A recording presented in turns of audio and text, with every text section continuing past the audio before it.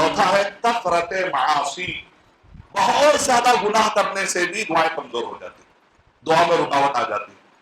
امام احمد بن حنبل رحمۃ اللہ علیہ، امام ابن تیمیہ رحمۃ اللہ علیہ اور شیخ بن باز رحمۃ اللہ علیہ نے قرآن اور صحیح حدیث کا سروے کر کے بات بتائی ہے، کہا کہ جو مصیبتیں ہم کو آتی ہیں وہ ہمارے کیے کا نتیجہ ہوتی ہے، اور بندے کیا کرتے ہیں، بات گناہ کرتے رہتے ہیں اور کہتے ہیں اللہ رحیم، اللہ معاف کرنے والا، دعائیں بھی کرتے ہیں اور گناہ بھی کرتے ہیں، سود بھی کھا رہے ہیں، گندے کام بھی کر رہے ہیں، بدکاری بھی کر رہے ہیں، غیبت بھی کر رہے ہیں، چغل خوری بھی کر رہے ہیں، توبہ کرنے کا کوئی جذبہ بھی نہیں ہے، اور ساتھ میں دعائیں بھی کر رہے ہیں۔ ایسے لوگوں کی دعائیں بڑی کمزور ہو جاتی ہیں، کیونکہ گناہ کی کثرت۔ ان اللہ لا یغیر ما بقوم حتی یغیروا ما بانفسہم، اللہ تعالیٰ جب اس قوم کی حالت نہیں بدلتا جب تک کہ وہ اپنی حالت کو نہ بدلے۔ گناہوں کی حالت سے نکل کر جب تک نیک اعمال کی حالت میں نہیں آئیں گے، اللہ سبحانہ و تعالیٰ ان کی حالت بدلنے والے نہیں ہیں۔ رحم کھا کے کبھی کبھی کچھ ہو جاتا ہے، تمہاری بات بن جائے گی، لیکن استغفار کرنا پڑے گا۔ فَقُلْتُ اسْتَغْفِرُوا رَبَّكُمْ إِنَّهُ كَانَ غَفَّارًا يُرْسِلِ السَّمَاءَ عَلَيْكُمْ مِدْرَارًا وَيُمْدِدْكُمْ بِأَمْوَالٍ وَبَنِينَ وَيَجْعَلْ لَكُمْ جَنَّاتٍ وَيَجْعَلْ لَكُمْ أَنْهَارًا۔ نوح علیہ السلام اپنے قوم سے کہہ رہے اللہ سے معافی مانگو، اللہ سے معافی مانگو، اگر تم اللہ سے معافی مانگو گے رکی ہوئی بارش برس پڑے گی انشاءاللہ۔ وَيُمْدِدْكُمْ بِأَمْوَالٍ وَبَنِينَ، رکے ہوئے مال آنے لگیں گے، رکے ہوئے بچے تمہیں آنے لگیں گے۔ وَيَجْعَلْ لَكُمْ جَنَّاتٍ وَيَجْعَلْ لَكُمْ أَنْهَارًا، باغات آ جائیں گے، نہریں آ جائیں گی۔ ذرا استغفار کرو اپنے گناہوں سے، استغفر اللہ کہہ کر ذرا ان گناہوں کی معافی کروا لو، دعائیں قبول ہونا شروع، دعائیں قبول، دعاؤں میں پاور آ جائے گا انشاءاللہ۔ دوسری طرف کیا ہے، کثرت گناہ چھوڑ کر فرائض کے بعد کثرت نفل کی عادت ڈالی، نفل کا والنٹری کام۔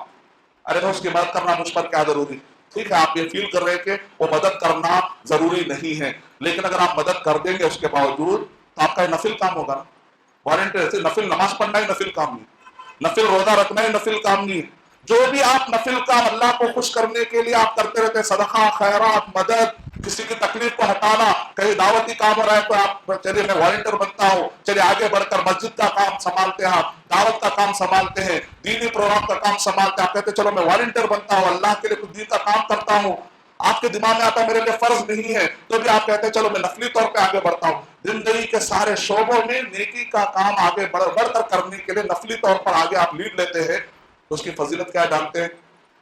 اللہ سبحانہ و تعالیٰ نے ایسے آدمیوں کا ولی ہے، ولی پرانے زمانے میں ابن صلاح ایک بہت بڑے عالم تھے، لوگ دور دور سے آتے تھے اور آ کر کہتے تھے ہمارے لیے دعا کرو۔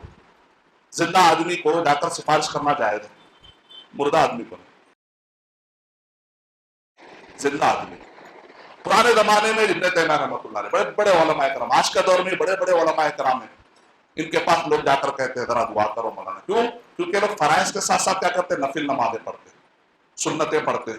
ایسا آدمی جو فرض نمازیں پڑھتا ہے، سنتیں پڑھتا ہے، نفل پڑھتا ہے، اس کی زبان میں ایک عجیب قسم کا پاور آتا ہے، جب وہ دعا کرتا ہے تو اس کی دعائیں قبول ہونا شروع ہو جاتی ہے۔ دلیل کہ اللہ کے نبی صلی اللہ علیہ وسلم نے ارشاد فرمایا کہ وَلَا يَزَالُ عَبْدِي يَتَقَرَّبُ إِلَيَّ بِالنَّوَافِلِ حَتَّى أُحِبَّهُ فَإِذَا أَحْبَبْتُهُ فَكُنْتُ سَمْعَهُ الَّذِي يَسْمَعُ بِهِ وَبَصَرَهُ الَّذِي يُبْصِرُ بِهِ وَيَدَهُ الَّتِي يَبْطِشُ بِهِ وَرِجْلَهُ الَّتِي يَمْشِي بِهَا۔